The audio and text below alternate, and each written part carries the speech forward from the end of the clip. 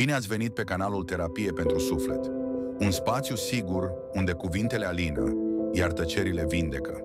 Aici vorbim deschis despre anxietate, traume și procesul profund al vindecării interioare. Fiecare episod este o invitație la autocunoaștere, la răbdare cu tine însuți și la reconectare cu ceea ce ești cu adevărat. Rămâi alături de noi și hai să facem împreună pași mici, dar siguri, spre liniște și echilibru. Te-ai surprins vreodată gândind că nu ești suficient, că nu vei reuși sau că e ceva în neregulă cu tine? Aceste gânduri apar în mintea noastră nu pentru că sunt adevărate, ci pentru că sunt automate. Gânduri vechi, învățate în timp, uneori din experiențe dureroase. Important e să înțelegem, gândurile noastre nu sunt identitatea noastră. Nu fiecare gând merită crezut.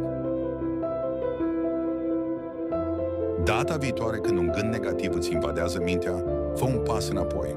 Întreabă-te, este asta o realitate sau doar o frică veche care vorbește? Tu nu ești gândurile tale trecătoare. Tu ești conștiința care le observă. Și asta înseamnă că ai întotdeauna puterea să alegi altceva. Fii blând cu tine. Ești exact acolo unde trebuie să fii.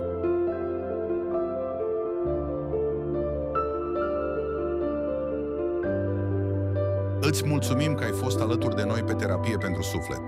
Fiecare ascultare e un pas spre vindecare, iar fiecare clipă de conștientizare contează. Dacă ți-a fost de folos, nu uita să te abonezi și să dai mai departe celor care au nevoie de o lumină în întuneric. Până data viitoare, ai grijă de sufletul tău, merită.